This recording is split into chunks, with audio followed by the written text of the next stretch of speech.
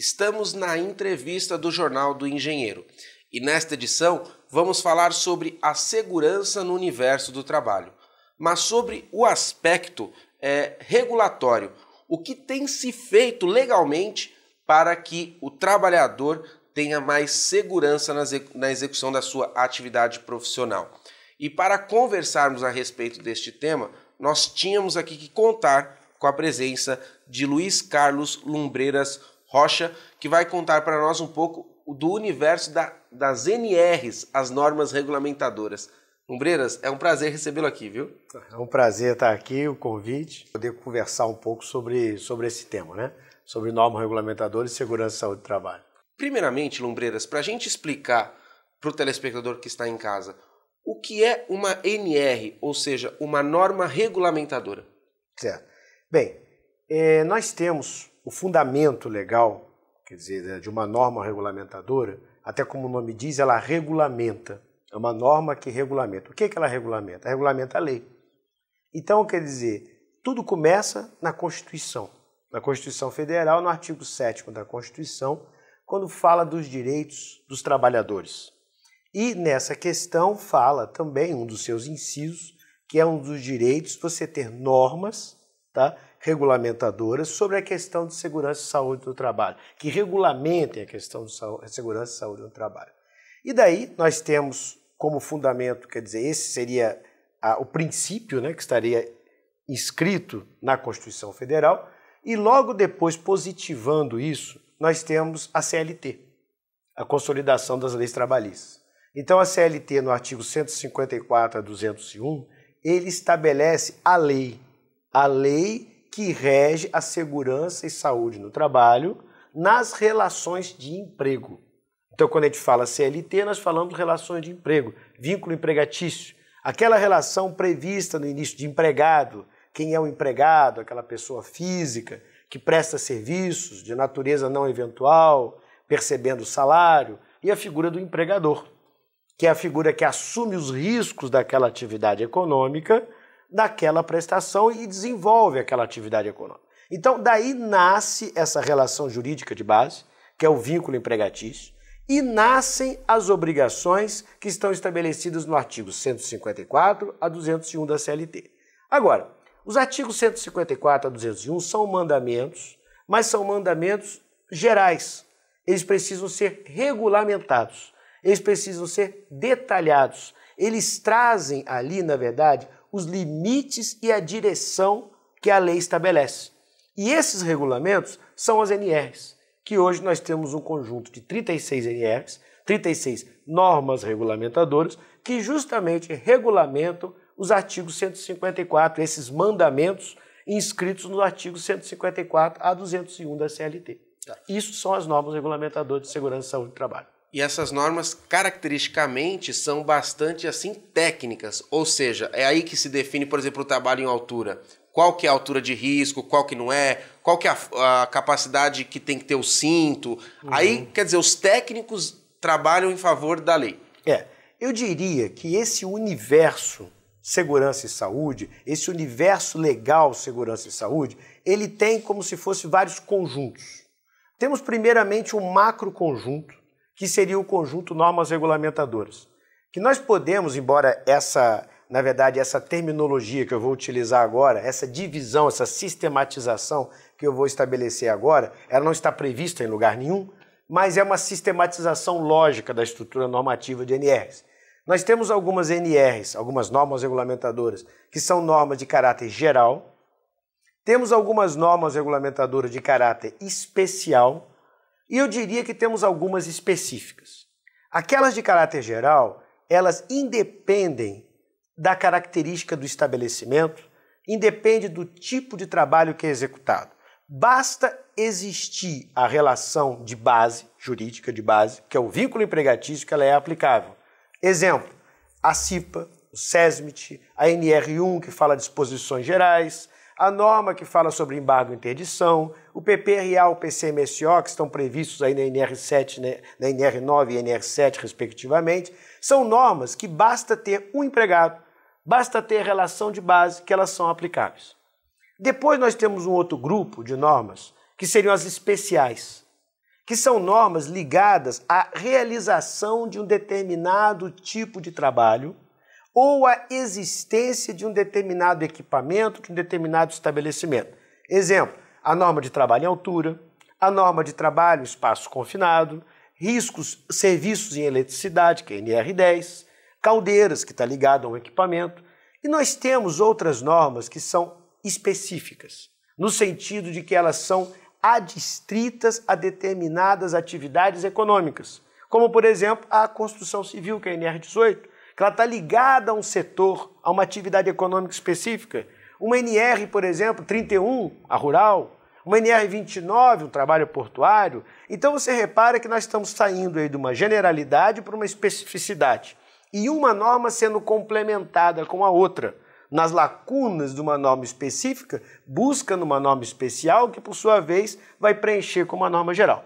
Mas nós não podemos esquecer também que, além desse universo, desse conjunto, normas regulamentadoras, nós temos um outro conjunto subsidiário, que é um conjunto que ele será aplicável quando expresso na NR. Que conjunto é esse? As normas técnicas. Exemplo, as normas ABNT, as normas NBRs, que são normas nacionais, ou normas técnicas internacionais, como as normas ISO e IEC. Essas normas só serão aplicáveis, normas técnicas nacionais e normas técnicas internacionais, quando expresso na NR a sua aplicabilidade. Ela não é automática, mas ela entra detalhando certos requisitos técnicos, onde a norma regulamentadora diz o que deve ser feito, ela diz a obrigação, e a norma técnica complementando de como deve ser feito, com detalhamento técnico. Esse exemplo que você falou da norma de altura, a NR35, que fala sobre trabalho em altura, ela vai trazer, nessa especialidade dela, requisitos gerais de trabalho em altura, que serão complementados com outras NRs, como a NR6, que fala sobre EPI. Agora, como nós construímos o cinto de segurança? Não está na NR6, não está na NR35, e isso estará lá numa norma técnica, que diz como fazer, e a norma regulamentadora dizendo o que fazer. Lumbreiras, quem define como serão essas normas? Como é que é o debate para que elas sejam construídas? Esse processo é muito importante. Esse processo, na verdade, até o ano mais ou menos de 94, por aí, até o advento, até o Brasil ser signatário da Convenção 144 da Organização Internacional do Trabalho, que eu acabei não citando, porque também é uma fonte normativa, quer dizer, além da Constituição como fonte, nós temos a fonte, as convenções em que o país é signatário da Organização Internacional do Trabalho, da OIT. Então, essa Convenção 144, ela trouxe no seu bojo a necessidade do diálogo tripartite, do diálogo, da consulta às esferas, as mais altas esferas tripartite, as mais altas esferas representativas. Quando eu digo tripartite, representante de governo, representante de empregadores e representante de trabalhadores, no processo de elaboração e de aprovação, vamos dizer assim, dessas normas regulamentadoras. Então, até 94, nós tínhamos que o Ministério do Trabalho unilateralmente produzia essas normas. Então, ele produzia, simplesmente, reunia técnicos do Ministério e ele elaborava as normas regulamentadoras. A NR18 ela foi inovadora nesse processo, porque também coincidiu com justamente a ratificação pelo Brasil dessa Convenção 144, quando ela foi ratificada. Então, a NR18, à época, ela já previu esse processo tripartite. Ela foi a primeira norma elaborada de forma tripartite.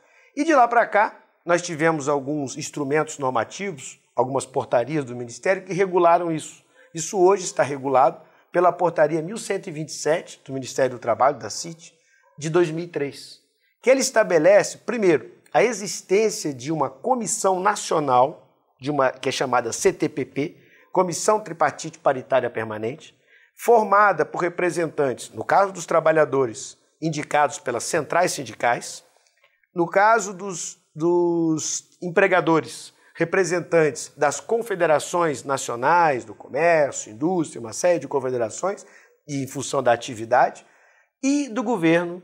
Ela é coordenada pela Secretaria de Inspeção do Trabalho e tem representantes da Fundacentro, representantes do Ministério da Saúde, da Previdência Social, temos acompanhando também o Ministério Público do Trabalho, que são representantes de governo. Tá? Essa comissão seria uma comissão mãe, gestora de todo o processo tripartite.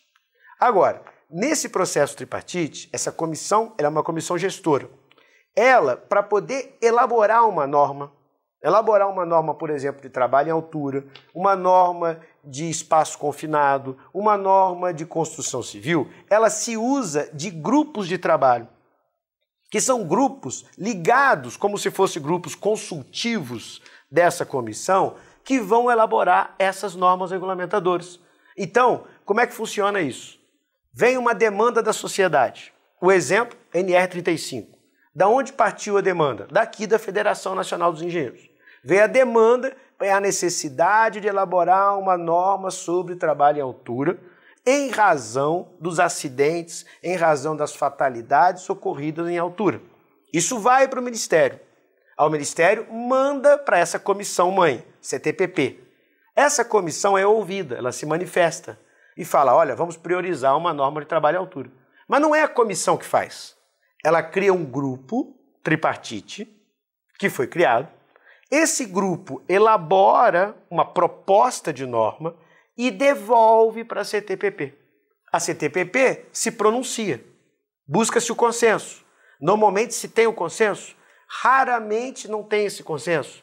Então diz o seguinte, beleza, vamos então publicar essa norma. E o Ministério, ouvindo a CTPP, porque o poder de publicar, o poder normativo continua no Ministério, ele não é da CTPP, a CTPP ela se manifesta, o Ministério, usando esse poder normativo, ouve a CTPP e vai lá e publica a NR, como foi o caso, por exemplo, da norma de trabalho à altura da NR35 e das demais normas regulamentadoras. No próximo bloco, nós vamos tratar de uma norma aí que está sendo revisada, a NR18, e o Lumbreiras vai explicar para nós como está esse processo. A gente volta daqui a pouquinho.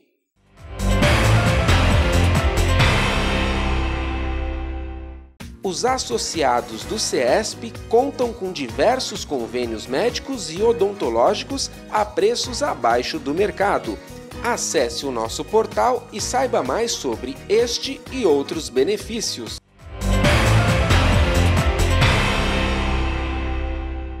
Estamos de volta na entrevista do Jornal do Engenheiro e, nesta edição, falando sobre as normas regulamentadoras sobre a segurança do trabalhador. Lumbreiras, no bloco anterior a gente falou de como se faz uma NR, como ela nasce, como é que é o processo de debate.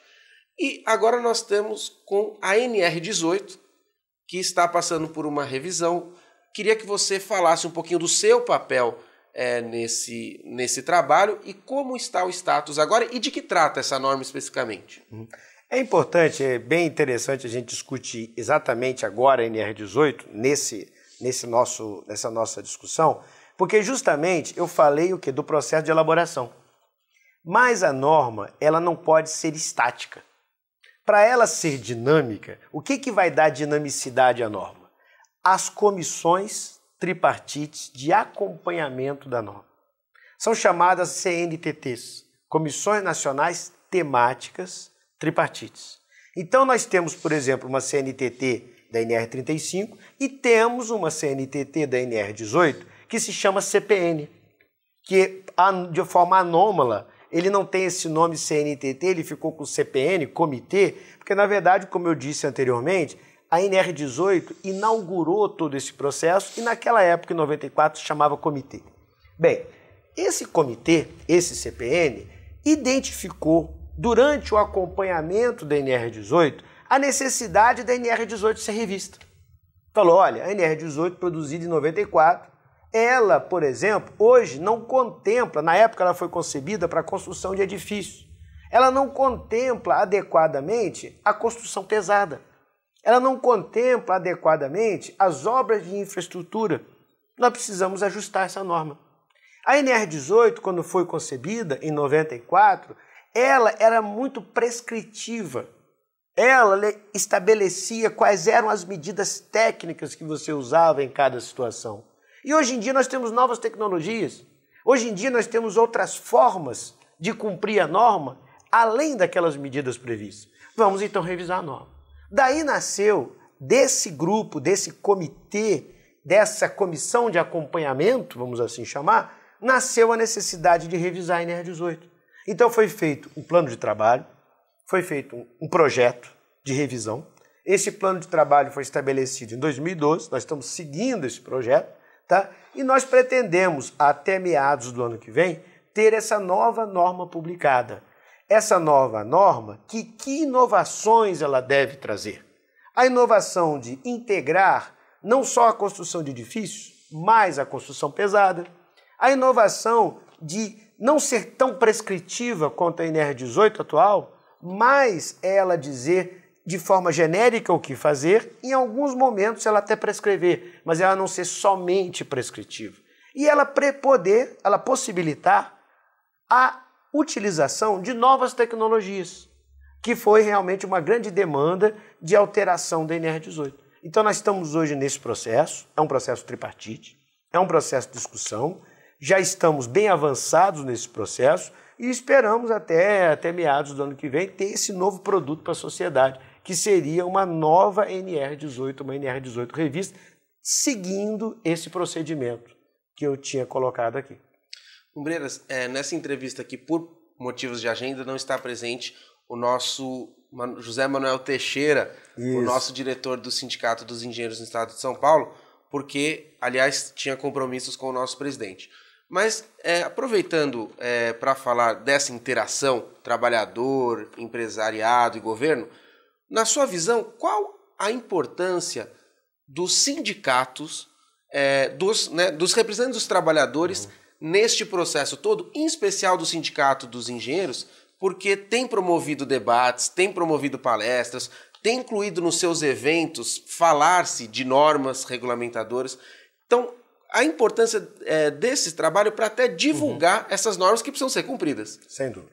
Bem, a importância do sindicato, o sindicato é uma pedra fundamental, uma pedra angular nessa discussão normativa. Porque, como nós dissemos, e até mesmo essa questão do diálogo social, a participação das três partes envolvidas, né? Governo, empregador, trabalhador, ele dá uma legitimidade muito maior a todo esse processo normativo. Primeiro porque antigamente, quando o Ministério vinha simplesmente ele dispunha a respeito de uma norma, ele dispunha a esse respeito sem ouvir as partes interessadas. Pensa bem, quem melhor conhece o processo produtivo, quem melhor conhece o trabalho do que os empregadores e os trabalhadores, e principalmente o trabalhador. Agora, nos casos, quer dizer, eu lamento aqui a falta do Teixeira, porque o Teixeira ele foi uma pessoa assim, importantíssima em todo esse processo, importantíssima não só iniciar, como deu o exemplo aqui da NR35, trabalho em altura, nos receber aqui sempre, todo o processo de discussão da NR18, praticamente quase todo ele está sendo feito aqui no Sindicato dos Engenheiros, que sempre abriu as portas para a gente. Mas o que eu digo é o seguinte, o Sindicato dos Engenheiros ele tem um quid, uma coisa a mais, que é não só ele representa o trabalhador, como ele traz a questão técnica à baila. Quer dizer, ele tem esse conhecimento, ele está ali entre o empregador e o trabalhador, vamos dizer assim, o trabalhador mais braçal, vamos assim dizer, o operário, ele está ali entre os dois. Porque ele tem o conhecimento técnico, que é muito importante, que se chama norma regulamentadora, então ela tem essa característica técnica e ao mesmo tempo ele vai preencher, ele vai colmatar essas lacunas entre o trabalhador e o empregador. Então é fundamental o papel do sindicato, todos os sindicatos, é fundamental nesse processo. O trabalhador ele tem que ser ouvido, o trabalhador ele tem que ter voz ativa nesse processo, participar em todas as suas etapas, é fundamental. E o papel do sindicato de engenheiro, ele realmente cria essa ponte entre o conhecimento de como fazer, do dia a dia, o conhecimento subjetivo operário e o conhecimento técnico, da técnica de como deve ser feito, da prescrição daquele trabalho. Então eu acho que é importantíssimo esse papel do Sindicato dos Engenheiros em todo esse processo, assim como das demais representações sindicais. Mas ele tem um senão, aí um a mais, que é fundamental em todo esse processo. E, Lumbreiras, eu gostaria de deixar a câmera aberta para suas considerações finais e talvez até acrescentar algo que as nossas perguntas não contemplaram a respeito do tema.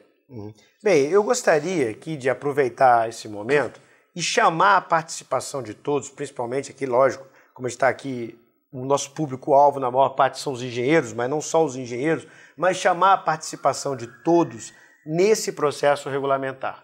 Participação de todos, primeiro, eu não citei aqui, mas o processo, ele, a sua elaboração da proposta de norma, nós temos algumas etapas. Uma etapa que é um texto base, outra etapa que é a consulta pública.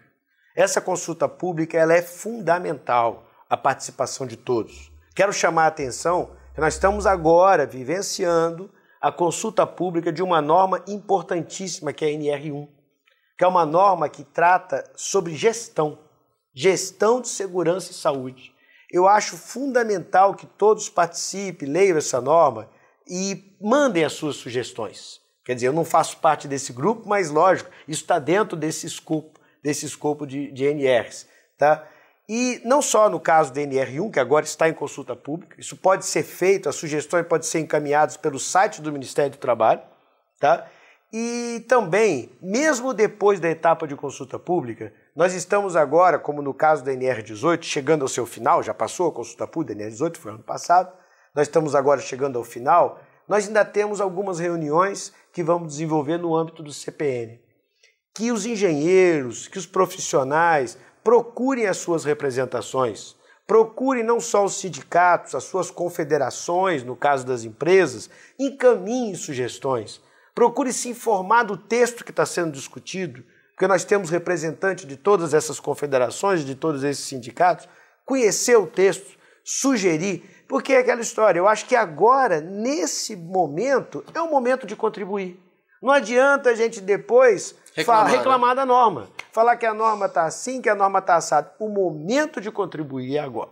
De certo, nem tudo que for encaminhado será contemplado na norma, isso vai ser submetido a uma discussão. Mas eu acho que o momento de contribuir é esse. Esta edição do Jornal do Engenheiro não termina aqui. Fique conosco e acompanhe mais assuntos a respeito da inovação, da tecnologia, do desenvolvimento e, claro, também da segurança do trabalho.